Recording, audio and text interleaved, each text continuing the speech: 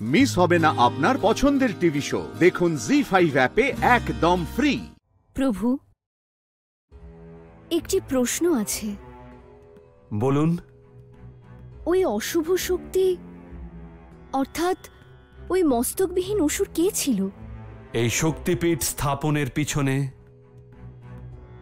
এক অসুরের গুরুত্বপূর্ণ ভূমিকা আছে দেবী। সেই অসুরের নাম ছিল বানাসুর। কিন্তু প্রভু, এই পবিত্র আর পুণ্য স্থানের স্থাপনায় একজন অসুরের কি যোগদান থাকতে পারে? এটা সেই সময়ের কথা দেবী, যখন এই শক্তিপীঠে কেবল কুমারী কন্যাদের পূজা করার অধিকার ছিল। অসুর বানাসুর এই শক্তিপীঠের শক্তির কথা জানতে পারে। সেদিন ছিল নবরাত্রির নবমী তিথি। ওই ক্ষেত্রের সকল কুমারী কন্যারা তাদের ব্রত উদযাপন করতে এসেছিল।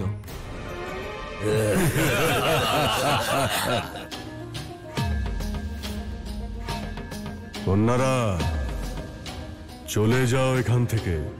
এখন এখানে আমি আরাধনা করব। এখানে কেবল কুমারী কন্যাদেরই পুজো করার অধিকার আছে। আমরা এখান থেকে কোথাও যাব না, যেতে তোমাদের হবে। সৈনিকেরা, আমার ক্রোধের বশে এদের কোনো ক্ষতি করার আগে ওদের এখান থেকে সরাও।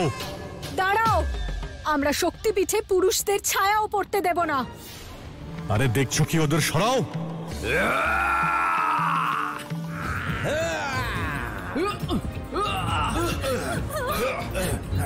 রক্ষা করুন মাতা, রক্ষা করুন, রক্ষা করুন।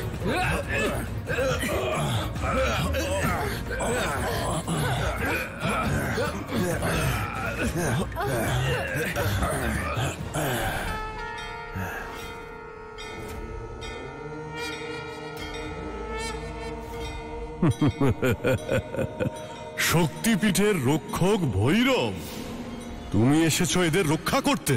আমি তোমায় সাবধান করতে এসেছি। তুমি এই শক্তিপীঠের পবিত্রতাকে নষ্ট করে অনেক বড় ভুল করেছো। তাই ফিরে যাও এখান থেকে। তুমি যদি এই শক্তিপীঠের সীমার মধ্যে প্রবেশ করো, আমি তোমার বিনাশ করব। কারণ এই শক্তিপীঠের রক্ষক হলাম আমি।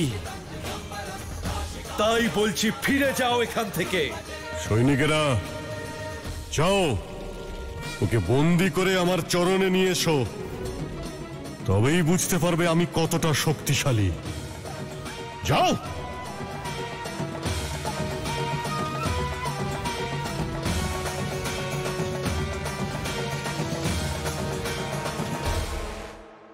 বানাসুর, ফিরে যাও বলছি, নয়তো তোমারও এই সৈনিকদের মতোই বিনাশ নিশ্চিত হবে।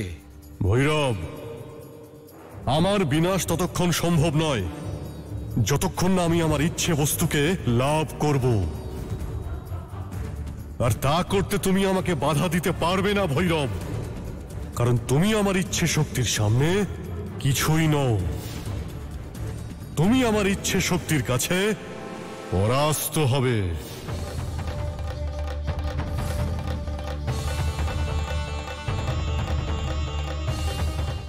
জি5 ডাউনলোড করুন আর সব এপিসোড দেখুন একদম ফ্রি।